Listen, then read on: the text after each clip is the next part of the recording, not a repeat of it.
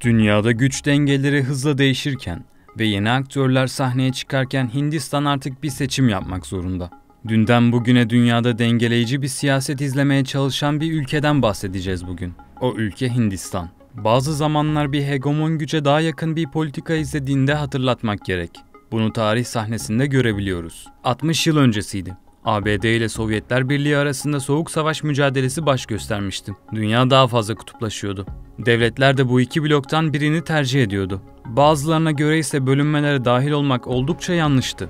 Doğu ve Batı arasındaki ayrışmaları protesto eden yeni bir blok doğdu. O da Bağlantısızlar Hareketi. Aralarında sonradan dağılacak olan Yugoslavya, bazı Güney Amerika, Afrika, Orta Doğu ve Asya ülkelerinin yanı sıra içeriğimizin ana konusu olacak Hindistan var. Bağımsız hareket metodu benimsese dahi bir takım alanlarda diğer ülkelere bağımlı haline geldi bu ülke. Örneğin askeri alanda. Hindistan geçmiş yıllarda hem ABD'den hem de Sovyetler Birliği'nden silah alıyordu. Ta ki Pakistan'la yoğun savaş dönemine girdiği vakte kadar. ABD o süreçte Hindistan'a silah vermeyi reddetti. Hindistan da alternatif olarak Sovyetlere yöneldi. Günümüzde bile Hindistan ordusunda çoğu silah Rus menşeili. Örneğin Hindistan askeri cephaneliğinin %60 ila %70'i Sovyet ya da Rus üretimi. Yine de son yıllarda yaptığı atılımlarla bir süper güç olmayı hedefliyor. Bölgede de sözü geçen kendisi olsun istiyor. Videoya geçmeden önce kanalımıza abone olabilir, beğen tuşuna tıklayarak bize destek olabilirsiniz. Hindistan'ın beklentisi Çin'i geride bırakarak Asya'nın liderlik koltuğunu elde etmek. Dünya nüfus sıralamasında Çin'i koltuğundan ederek 1. sıraya ulaştı. Şu anda Hindistan nüfusu 1 milyar 425 milyondan fazla. Kıtada en büyük 3. ekonomi. Ülke ekonomisi 2023 yılında 3,7 trilyon dolar değerindeydi. Son 10 yılda 4 basamak atlayarak dünyanın en büyük 5. ekonomisi haline geldi. Kişi başına düşen gayri safi yurt içi hasılası 2014 ile 2023 yılları arasında %55 oranında arttı. Yani dünyanın en hızlı büyüyen ekonomilerinden biri oldu. Bazı analistlere göre Hindistan, 2027 yılına kadar ABD ve Çin'in ardından ekonomik sıralamada 3. sıraya yükselebilir. Yaş ortalaması 29. Dünyanın en genç nüfuslarından birine sahip. Lakin ülke henüz genç nüfusunun potansiyel ekonomik faydalarından yararlanamıyor. Çünkü Hindistan'daki genç işsizlik oranları şu anda küresel seviyelere kıyasla daha yüksek. Öte taraftan Hindistan askeri açıdan oldukça güçlü. Dünyadaki birkaç nükleer silah sahibi ülkeden biri olduğunu hafızalara kazımak gerek. Bölgedeki nükleer güç dengelerini araştırmacı yazar Mahmut Osmanoğlu şöyle yorumluyor. Hindistan nükleer de bir güç. Yani dünyanın şu an zannediyorum 4. büyük nükleer gücü. Sahip olduğu atom başlıkları itibariyle zaten yani o atom başlıklarını taşıtabilecek kısa, orta ve uzun menzilli füzeleri de sahip. Yani dünyanın neredeyse her tarafını vurabilecek bir kabiliyete sahip Hindistan'ın füzeleri. Dolayısıyla bölgesel bir güç üzerinde Hindistan. Yalnız tabii etrafında husumetleri var. Bunlardan en önemlisi Pakistan.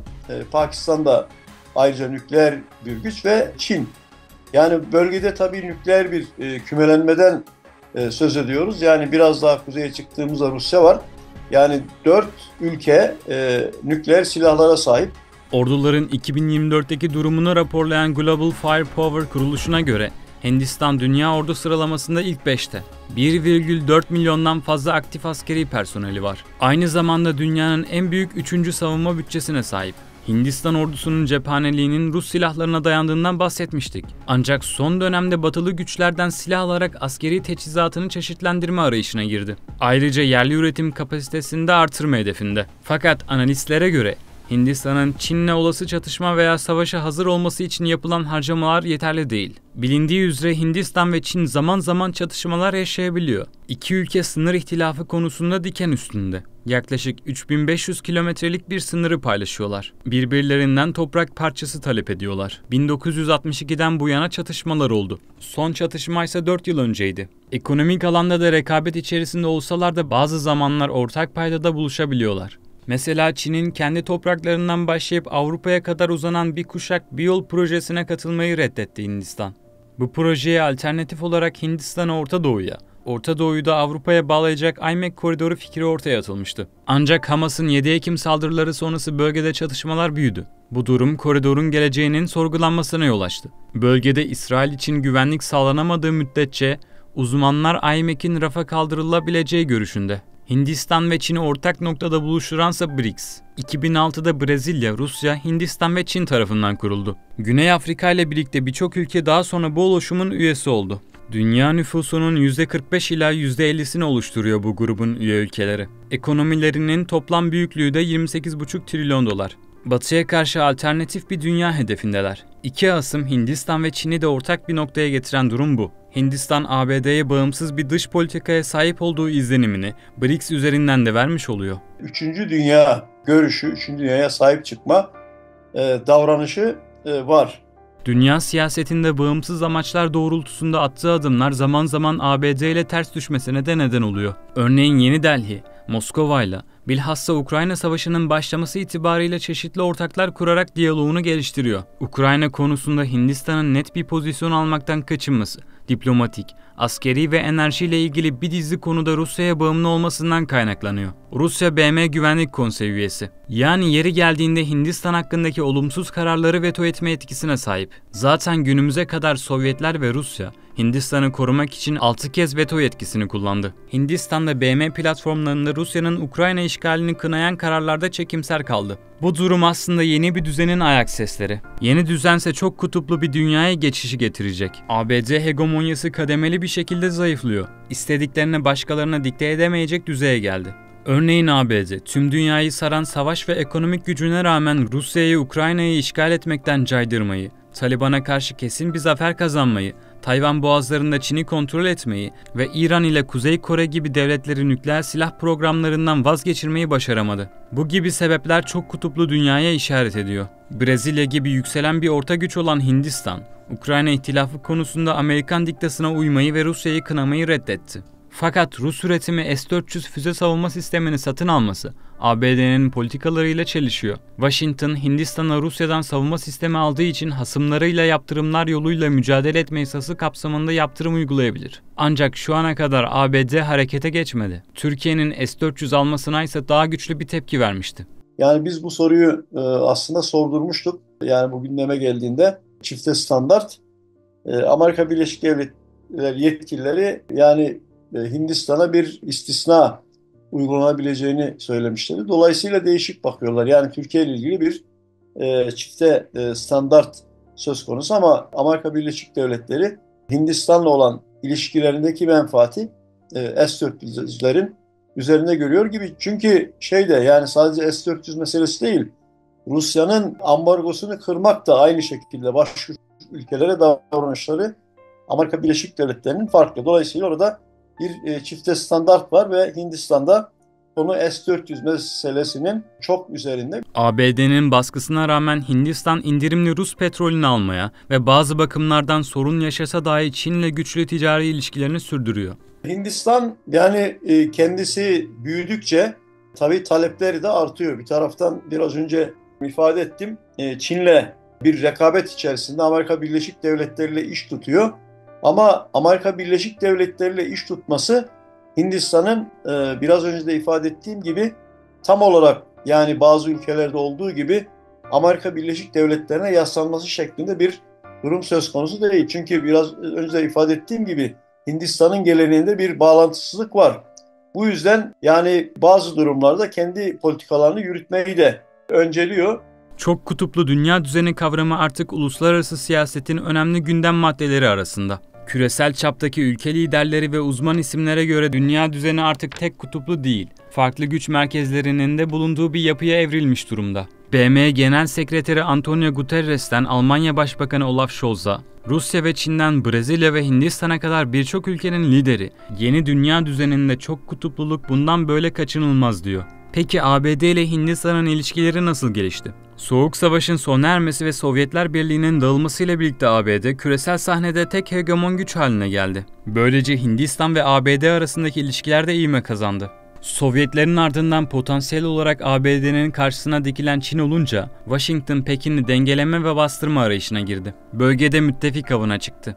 Bilhassa Çin'le husumeti bulunan bir ülke onun için stratejik olacaktı. Gözünü Hindistan'a yani Asya Pasifik'te yükselen bir güce çevirdi. ABD Çin'i dengeleme konusunda artık Hindistan'la işbirliği yapacaktı. Bu Hindistan'ın da bir bakıma işine geldi. Washington'la Yeni Delhi birçok alanda ortaklık geliştirdi. Örnek vermek gerekirse ABD, Çin'i dizginlemek amacıyla Hindistan'a son 10 yılda 20 milyar doların üzerinde askeri teçhizat satışı yaptı. ABD'nin Hindistan üzerinden Çin stratejisine Osmanoğlu şöyle yorumluyor.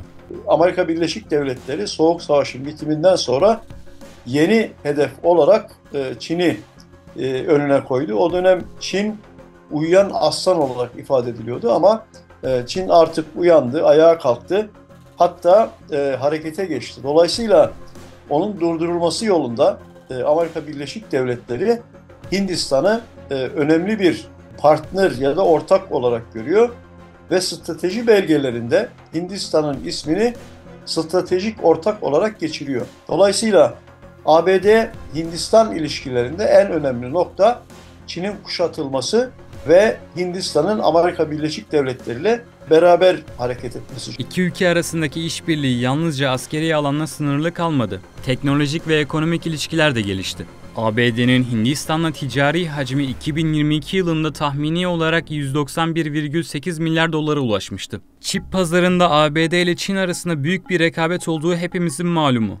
ABD bu rekabeti kendi lehine çevirmek için Hindistan'ın yarı iletken endüstrisine yatırım yaptı. Bu bağlamda Hindistan'da ABD uzay kuvvetlerinin yardımıyla kritik çiplerin üretileceği ilk yarı iletken fabrikası kurulacak. Tesiste son teknoloji sektörler için hayati önem taşıyan kızılötesi, galyum nitrür ve silikon karbür gibi yarı iletkenler üretilecek. 22 Haziran 2023'te Hindistan Başbakanı Narendra Modi'nin Washington'a ziyareti, ilişkilerin derinleşmesi açısından önemliydi. Ziyaret kapsamında Modi onuruna bir devlet yemeği verildi. Daha önce yalnızca Fransa ve Güney Kore liderleri için böylesi bir organizasyon yapılmıştı. Bu durum ABD'nin Hindistan'la ilişkilerini ne kadar önemsediğini kanıtlar nitelikte. Hindistan, ABD, Japonya ve Avustralya'nın dahil olduğu Quad yani Dörtlü Güvenlik Diyaloğu grubuna da katıldı. Quad bölgede ticaret ve güvenlik işbirliğini teşvik ediyor gibi görünüyor. Fakat uzmanlara göre bu girişimin arkasındaki esas amaç Çin'in artan etkisini dengelemek ve sınırlamak.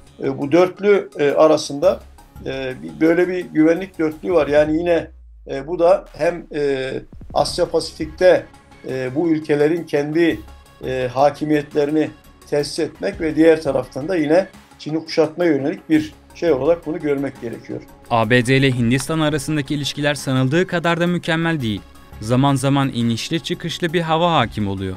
ABD'de Hintli bir ajanın Sih ayrılıkçıyı öldürme hazırlığında olması iddiası iki ülkeyi karıştırmıştı. Öte yandan Hindistan'da Müslümanlara yönelik ayrımcılık ve hak ihlalleri artmış durumda. Bunun üzerine FBI Başkanı Christopher Wray konuyu görüşmek üzere Hindistan'ı ziyaret etmişti. Beyaz Saray ayrıca Hindistan'ın Afrika'daki yatırımlarından da endişeli. Hali hazırda Çin ve Rusya'nın önemli yatırımları var bu kıtada. Türkiye'yi de unutmamak gerek tabii. Hindistan da bu oyuna dahil olmak isteyenlerden biri. Afrika'ya özellikle savunma sanayi ürünleri satıyor.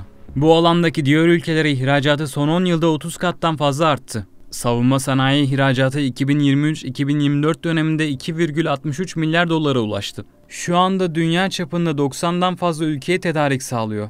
Afrika'da Hindistan'ın gün geçtikçe daha fazla silah sattığı bölgelerden biri. Şu anda silah ihracatının %15 ila 20'si Afrika'ya gidiyor. Ermenistan'ın da Hindistan'ın silah deposundan yararlandığına parmak basmak gerek. Hindistan'dan Pinaka çok namlulu roket atarlar, obüsler ve füzeler satın almıştı. Şu an Hindistan'ın Türkiye muhalifi devlet ya da oluşumlarla bir Türkiye'ye karşı hareket etme politikası söz konusu. Ermenistan'la ilişkilerini de bu noktada değerlendirmek gerekiyor. Yani eğer sen Pakistan'ı Keşmir meselesinde destekliyorsan ben de senin muhaliflerini, sana yakın muhalifleri desteklerim anlayışından hareketle yapılan şeyler bunlar. Başbakan Modi Afrika'nın Hindistan için en önemli öncelik olduğunu söylemişti. Hindistan'ın G20 dönem başkanlığı sürecinde de davet ettiği Afrika Birliği G20'ye resmen katılmıştı. Sonuç olarak Hindistan, Soğuk Savaş'tan günümüze kadar dengeleyici bir dış politika izlemeye çalışıyor. Ancak bazı ülkelere daha bağımlı hale geldiği dönemler oldu. Bağımsızlığını sağlamak için bilhassa savunma sanayi ve teknolojide yerli üretimi daha da teşvik etmesi gerek. ABD ve Çin gibi güçlerle ilişkilerini stratejik fırsatlar doğrultusunda şekillendiriyor. BRICS ve Quad gibi platformlar üzerinden küresel siyasette bağımsız bir aktör olma iddiasında. Yükselen güçlerle dengeli ilişkiler kurma politikasına sahip olarak dünyada kendi yerini sağlamlaştırmaya çalışıyor. Dünyanın en büyük demokrasisi.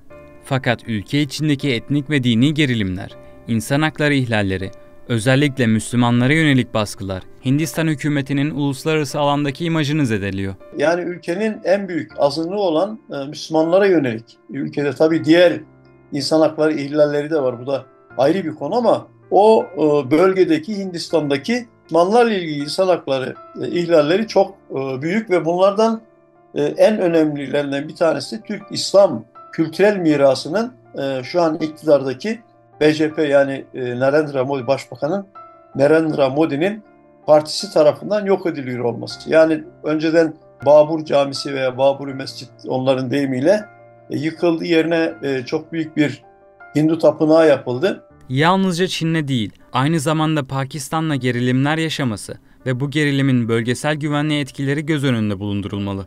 Videoyu beğendiyseniz beğen tuşuna basabilir, kaliteli içerikler için kanalımıza abone olabilirsiniz. Yine de son yıllarda yaptığı atılımlarla bir süper güç olmayı hedefliyor. Bölgede de sözü geçen kendisi olsun istiyor. Kanalımıza abone olabilir, beğen tuşuna tıklayarak bize destek olabilirsiniz.